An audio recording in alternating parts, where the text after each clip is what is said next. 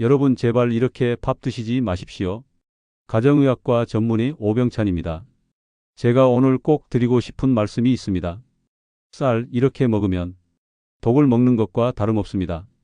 매일 먹는 쌀밥.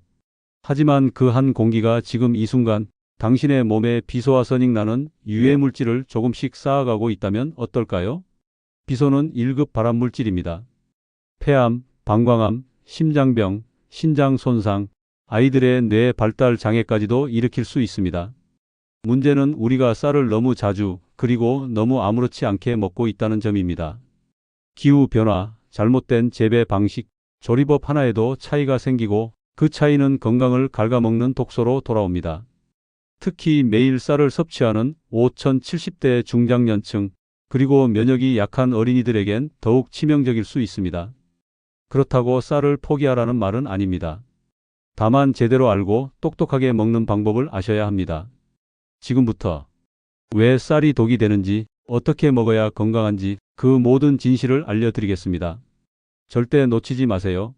우리가 매일 먹는 쌀밥, 그 안에 몸에 해로운 물질, 다시 말해 독이 들어있을 수도 있다는 사실 알고 계셨나요? 그 독의 이름은 비소입니다. 이건 원래 흙 속에도 있고 물에도 있는 물질인데요.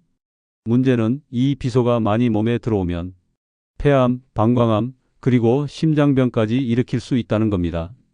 쌀이 왜 문제냐고요? 쌀은 물에 잠긴 논에서 자랍니다. 그 물이 흙 속의 비소를 녹여내고 그 물을 쌀이 빨아들이면서 쌀알 속에 비소가 스며들게 되는 거예요.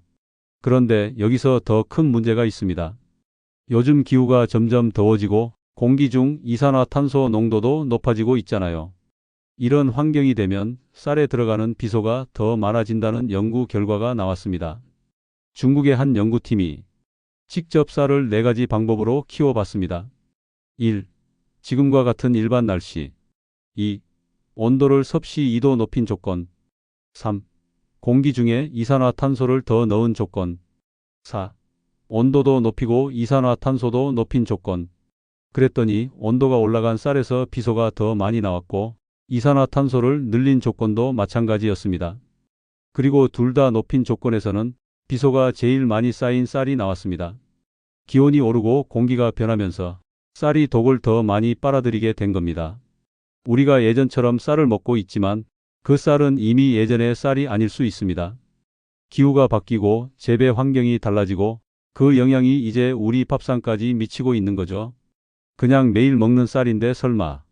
이렇게 넘기기엔 너무 많은 사람들이 매일 3끼를 먹고 있는 현실입니다. 이제는 이 쌀 과연 안전할까? 그 질문을 꼭 해봐야 할 때입니다. 비소는 쌀 속에 숨어 있는 독입니다. 눈에 보이지도 않고 맛도 냄새도 없습니다. 하지만 우리 몸에 들어오면 조금씩 쌓여서 병을 만듭니다. 그런데 이 비소는 모든 사람에게 똑같이 해로운 게 아닙니다. 특히 아이들과 나이 드신 어르신들에겐 훨씬 더 위험한 독이 될 수 있습니다. 왜 그런 걸까요? 먼저 아이들은 몸이 작습니다. 예를 들어 어른 한 사람과 아기 한 명이 똑같이 비소가 들어간 쌀밥을 먹었다고 해보죠. 몸무게가 적은 아기는 몸 안에 들어가는 독의 비율이 훨씬 더 많아지는 겁니다. 그래서 아이들은 작은 양의 비소에도 뇌 발달이나 기억력, 말하는 능력에 문제가 생길 수 있다고 전문가들이 말합니다. 또 하나, 어르신들도 위험합니다. 나이가 들수록 간이나 신장, 그러니까 몸 안에 해로운 걸 걸러주는 장기들이 힘이 약해지잖아요. 그러면 몸에 들어온 비소를 예전처럼 잘 못 빼내게 됩니다. 그래서 몸속에 독이 더 오래 남게 되는 겁니다. 실제로 연구를 보면 비소에 오래 노출된 사람들 중에는 폐암, 방광암, 심장병, 간신장 손상까지 생긴 경우가 많다고 합니다. 또 비소는 몸에 들어오자마자 바로 병을 일으키는 게 아니라 수년, 수십 년에 걸쳐 천천히 몸을 해칩니다. 그래서 더 무섭고 더 조심해야 합니다. 여러분, 이건 그냥 이론이나 외국 이야기만이 아닙니다. 우리 아이들, 우리 손자, 손녀, 그리고 지금 밥상을 지키고 있는 어르신들의 이야기입니다. 쌀밥 한 공기, 그 안에 보이지 않는 위험이 있을 수 있다는 걸 이제는 꼭 아셔야 할 때입니다. 이제부터는 그 위험을 줄이는 방법, 그리고 우리가 일상에서 바꿔야 할 습관에 대해 말씀드리겠습니다. 비소가 쌀에 들어있다는 말 들으면 걱정되시죠? 그럼 쌀을 아예 안 먹어야 하나? 그렇게 생각하실 수도 있습니다. 하지만 다행히도 우리가 쌀을 씻고 짓는 방법만 바꿔도 쌀 속의 비소를 많이 줄일 수 있다는 사실 알고 계셨나요? 우선 쌀을 오래 불리는 것이 좋습니다.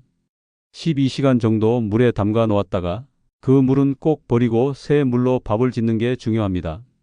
이렇게 하면 쌀 속에 있던 비소가 물에 빠져나와 함께 사라질 수 있습니다. 또 하나는 밥을 지을 때 물을 넉넉히 넣는 방법입니다. 보통 밥 지을 땐 물량을 쌀보다 조금 많게 넣지만 비소를 줄이려면 물을 5배 정도로 많이 넣고 밥을 지은 다음 남은 물을 따라내는 방식이 효과적입니다. 이건 마치 면 삶을 때 물을 버리는 것과 비슷한 원리입니다. 이 방법은 실제로 연구에서도 입증됐습니다. 영국 런던대 연구팀은 쌀을 물에 담가 불린 후 많은 물에 삶아내고 남은 물을 버리면 비소가 절반 가까이 줄어들 수 있다고 발표했습니다. 물론 이렇게 하면 쌀 속 좋은 영양소도 일부 빠져나갈 수 있습니다.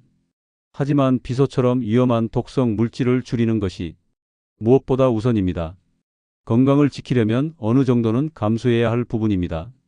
그리고 꼭 기억해야 할 점, 쌀을 씻는 물이나 밥 짓는 물 자체도 깨끗해야 합니다.